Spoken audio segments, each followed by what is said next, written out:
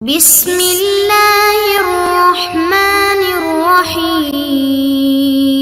بسم اللہ الرحمن الرحیم الحمد للہ والصلاة علی اہلہا۔ عزیز طلبہ، السلام علیکم ورحمۃ اللہ وبرکاتہ۔ شرح المعول درس نمبر 138 میں نماز جنازہ کا طریقہ بیان کیا جائے گا۔ نماز جنازہ کی تکبیروں کی دعاؤں کی وضاحت ہوگی اور متعلقہ اصطلاحات کا مفہوم بھی ذکر ہوگا اور بچے کی نماز جنازہ بھی ذکر ہوگی۔ سب سے پہلے نماز جنازہ کے طریقے میں مستضعف کی اصطلاح اور اس کے مفہوم اور معنی کو اور اس کے نماز جنازہ کو ذکر کرتے ہیں۔ هو فی المستضعف وهو الذي لا يعرف الحق ولا يعاند فيه ولا يوالي احدا بعينه بدعائه وهو اللهم اغفر للذين تابوا واتبعوا سبيلك وقهم عذاب الجحيم۔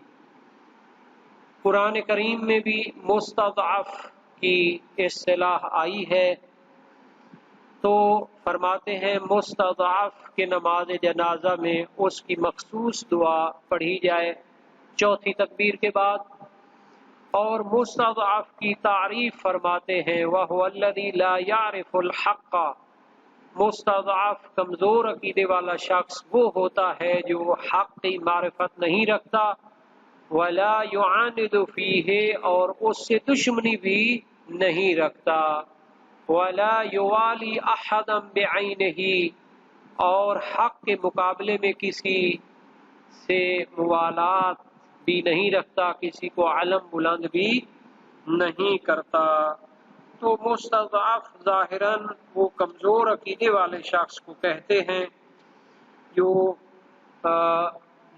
دنیا میں یا زمین میں کمزور بنا دیے گئے ہیں، ان پر علم اور دانش اور تعلیم کے دروازے بند ہیں، زندگی کی مشکلات میں اتنے گھرے ہوئے ہیں کہ وہ علم حاصل کرنے کے لیے اور معرفت حاصل کرنے کے لیے وقت اور سرمایہ نہیں رکھتے۔ تو یہ جو مستضعف ہیں، قرآن میں بھی ہے مستضعف کا لفظ، جو مذہب حق کو نہ پہچانتا ہو اور حق کے ساتھ دشمنی بھی نہ رکھتا ہو اور دوست بھی نہ رکھتا ہو، کسی ایک کو بطور معین۔ اس سے پتہ چلتا ہے کہ یہ حق کے مقابلے میں کسی کو علم بلند نہ کرتا ہو۔ فی المستضعف بدعائہ، تو پھر ایسے شخص کی جو نماز جنازہ کے لیے دعا مشخص ہے، معین ہے، وہی پڑھی جائے گی۔ وَهُوَ، اور اس کی دعا کیا ہے، اللہم اغفر للذین تابوا، خدایا معاف فرما، مغفرت فرما جن لوگوں نے توبہ کی، واتبعوا سبیلک، اور تیرے راہ کی پیروی کی، واقہم عذاب الجحیم، اور انہیں جہنم کے عذاب سے بچا۔ وَيَدْعُو فِي الصَّلَاةِ عَلَى الطِّفْلِ الْمُتَوَلِّدِ مِنْ مُؤْمِنَيْنِ لِأَبَوَيْهِ أَوْ مِنْ مُؤْمِنٍ لَهُ، اگر بچے کا نماز جنازہ پڑھانا ہو، یدعو فی الصلاۃ علی الطفل، بچے پر نماز جنازہ پڑھانا ہو تو پھر دعا کرے لابویہ، اس کے والدین کے لیے اگر وہ مومن ہیں۔ کون سا بچہ؟ المتولد من مؤمنین، جو مومن ماں باپ سے پیدا ہوا ہو، تو پھر ایسا بچہ چونکہ جب 6 سال کی عمر میں فوت ہو جائے تو اس کی نماز جنازہ واجب ہوتی ہے، تو اس کی نماز جنازہ میں دعا کریں گے لِأَبَوَيْهِ، اس کے والدین کے لیے، او من مؤمن، یا اگر اس کے والدین میں سے ایک مومن ہو تو پھر اسی کے لیے دعا کریں گے، لہو یعنی جس مومن جو اس کے والدین میں سے مومن ہے اس کے لیے دعا کریں گے۔ وَلَوْ كَانَ غَيْرَ مُؤْمِنَيْنِ دَعَا عَقِيبَهُمَا بِمَا أَحَبَّ، اگر اس کے والدین میں سے دونوں کیا ہوں غیر مومن ہوں تو پھر دعا عقیبہا، تو پھر دعا کرے گا عقیبہا چوتھی تکبیرہ کے بعد، بما احبہ جو بھی اس کو پسند ہو، یعنی مومنین کے لیے مغفرت کی دعا کر لے یا اس طرح ایک عمومی دعا کر لے بما احبا جو اسے پسند ہو. والظاہر حینئذ عدم وجوبہ اصلا،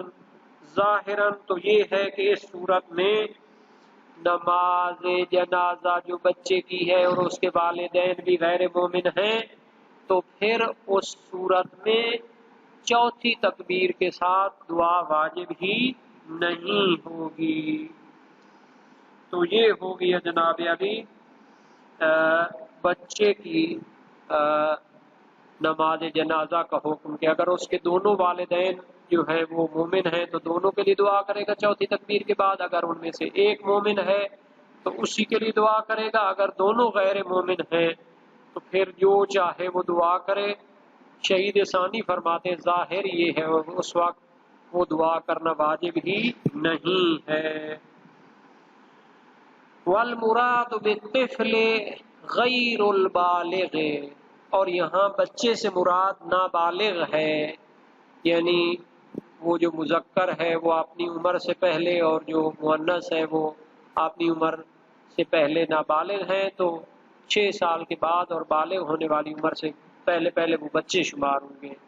وَإِنْ وَجَبَتْ الصَّلَاةُ عَلَيْهِ، اگرچہ کہ اس پر نماز واجب ہو.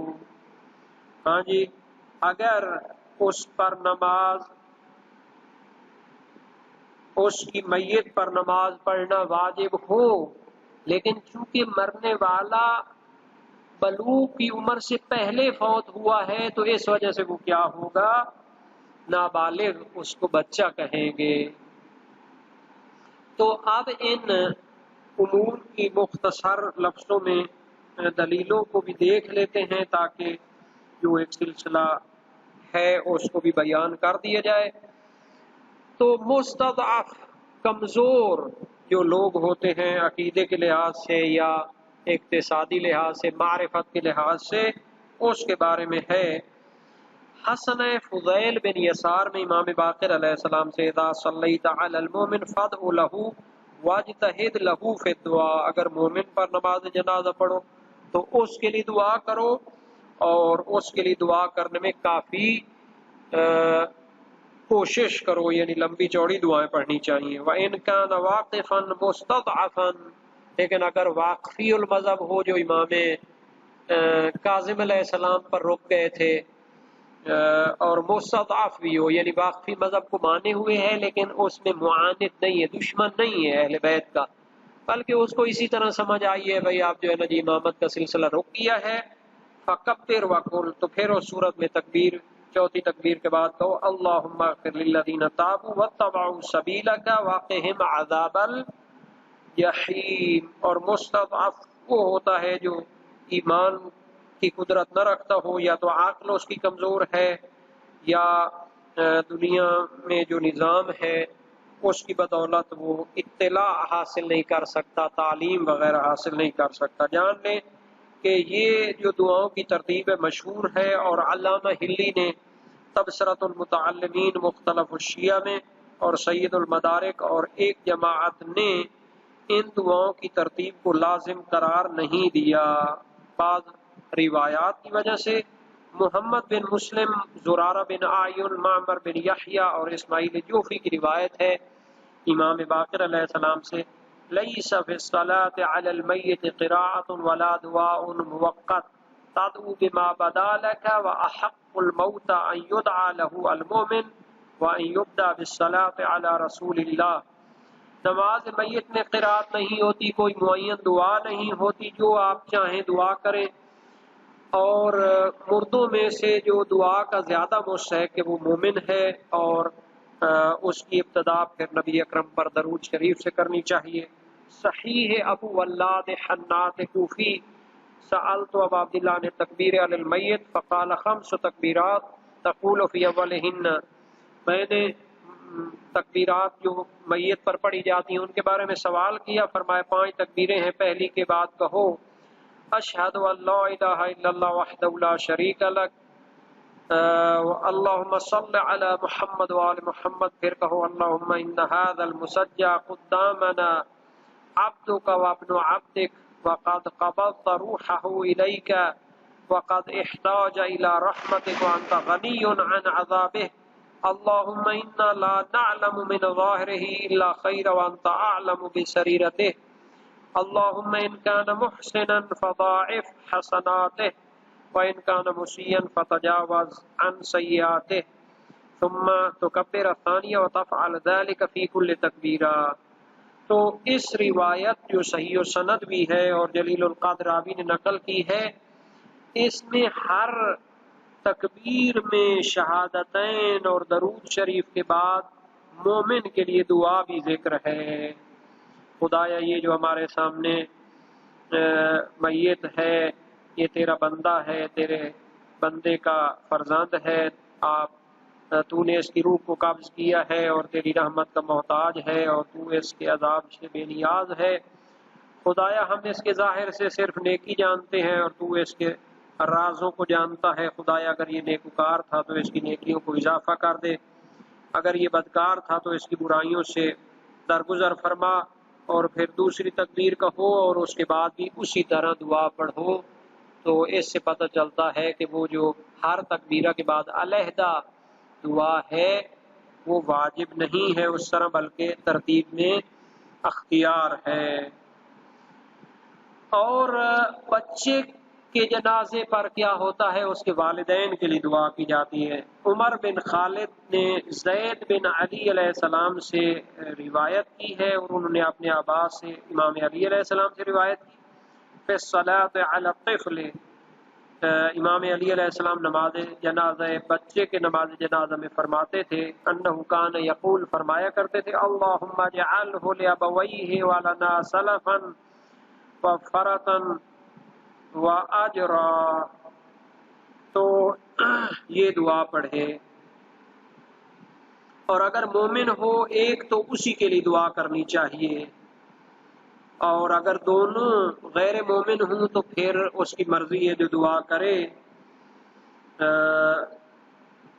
بما احبا، جو اس کو پسند ہو۔ اور اگر کیا ہو، اب ایک نئے مسئلے کی طرف آتے ہیں، والمنافق وهو هنا المخالف مطلقا، اگر جنازہ منافق کا ہو، ظاہر ہے کہ نبی اکرم کے دور میں منافقین موجود تھے، یا باقی ادوار میں بھی منافق لوگ جو ہوتے ہیں ان کی نشانیاں بیان کی گئی ہیں، لیکن جناب شہید ثانی نے اس کی تعریف فرمائی ہے، وَهُوَ هُنَا الْمُخَالِفُ مُطْلَقًا، کہ یہاں پر مراد ہر وہ غیر امامی ہے مطلقہ، جس نظریے سے بھی تعلق رکھتا ہو۔ تو اس کے بارے میں فرماتے ہیں کہ یہاں پر اصطلاحاً منافق اسے کہا گیا جو باطن میں کافر ہو لیکن کفر کو چھپائے اور اسلام کو ظاہر کرے، لیکن شارح فرماتے ہیں کہ یہاں پر منافق سے مراد وہ شخص ہے جو مذہب حق کا مخالف ہو، خواہ باطن میں کافر ہو یا نہ ہو۔ والمنافق یقتصر فی الصلاۃ علی اربعہ، اس کو یقتصر پڑھے تو بہتر ہے، یقتصر فی الصلاۃ علیہ علی اربع تکبیرات، منافق جو مخالف ہے مطلقاً جس بھی نظریے سے ہوں، اس کے نماز جنازہ میں اکتفا کیا جائے 4 تکبیروں پر، وَيَلْعَنُهُ عَقِيبَ الرَّابِعَةِ، اور چوتھی کے بعد اس پر لعنت کی جائے۔ وفی وجوبہ وجہان، آیا یہ لعن کرنا واجب ہے یا نہیں ہے، اس میں 2 وجہیں ہیں، 2 قول ہو سکتے ہیں۔ ظاہرہ ہنا وفی البیان الوجوب، لمعہ میں شہید اول کی عبارت اور اس کی کتاب بیان میں اس کی عبارت سے ظاہر ہوتا ہے کہ یہ لعنت کرنا واجب ہے، چونکہ وَيَلْعَنُهُ کو مطلق لیا ہے، یعنی اس کے بعد لعنت بھی کرے، تو اس سے ظاہر ہوتا ہے کہ وہ واجب سمجھتے ہیں۔ وَرَجَّحَ فِي الذِّكْرَ وَالدُّرُوسِ عَدَمَهُ، اور ذکر شیعہ اور دروس شرعیہ میں شہید اول نے ترجیح دی ہے کہ لعنت کرنا واجب نہیں ہے۔ تو یہ اختلاف نظر پایا جاتا ہے۔ مصنف کی عبارت کا ظہور جو لمعہ میں ہے وہ وجوب پر کیسے دلالت کرتا ہے؟ کیونکہ لمعہ میں دعاؤں کو صیغہ مضارع یتشہد یصلی یدعو و یلعنہ کے عنوان سے بیان کیا ہے. یہ ساری چیزیں واجب کے عنوان سے ہیں. مضارع امر کے معنی میں زیادہ استعمال ہوا ہے. مصنف کی عبارت لمعہ ظہور رکھتی ہے دعاؤں کے وجوب میں. ان دعاؤں میں سے ایک دعا لعن بھی ہے. تو اس کو بھی ایک نظر دیکھ لیتے ہیں کہ یہ منافق کے بارے میں کیا ہے. منافق جس بھی نظریے سے ہو، مطلقاً کہنے کا معنی یہ تھا، تو چوتھی تکبیر کے بعد اس پر لعنت کی جائے، یہ شہید ثانی کا نظریہ ہے اور مشہور لعن کرنے کو واجب سمجھتے ہیں. اخبار ہیں صحیح حلبی امام صادق علیہ السلام سے، اذا صلیت علی عدو اللہ فقل ان فلانا لا نعلم منه الا انه عدو لك ولرسولك اللهم فاحش قبره نارا واحش جوفه نارا وعجل به الى النار فانه كان يتولى اعداءك ويعادي اولياءك ويبغض اهل بيت نبيك اللهم ضيق عليه قبره فاذا رفع فقل اللهم لا ترفعه ولا تزكه. تو دقت طلب یہ ہے کہ روایت میں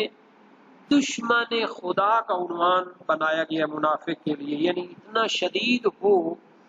کہ وہ دشمن خدا اور دشمن رسول کی حد تک پہنچا ہوا ہو، تو پھر اس کے جنازے میں لعنت کرے اور یہ کہے کہ خدایا ہم اس سے صرف یہی جانتے ہیں کہ یہ تیرا اور تیرے رسول کا دشمن ہے، اس کی قبر کو آگ سے بھر دے اور اس کے پیٹ کو آگ سے بھر دے اور اس کو جلدی جہنم بھیج، کہ یہ تیرے دشمنوں سے تولا رکھتا تھا اور تیرے دوستوں سے دشمنی رکھتا اور تیرے اہل بیت نبی سے بغض رکھتا تھا. یعنی ایسا انسان منافق سے روایت میں مراد وہ ہے جو دشمن اہل بیت ہو. اللہم عجل ضیق علیہ قبرہ، نا عجل نہیں تھا، وہ علیحدہ ہے. ضیق علیہ قبرہ، اس کی قبر کو تنگ کر دے اور جب اس کو اٹھایا جائے تو کہے خدایا اس کی روح کو نہ اٹھا اور اس کو پاک نہ کر. اور شہید اول نے ذکر اور دروس میں، محقق ثانی نے جامع المقاصد میں اور فاضل میسی وغیرہ جو ہے نا جی وہ عدم وجوب لعن کے قائل ہیں، کیونکہ اس پر 4 تکبیریں ہیں، اس کے ساتھ نماز جنازہ ختم ہو جاتی ہے.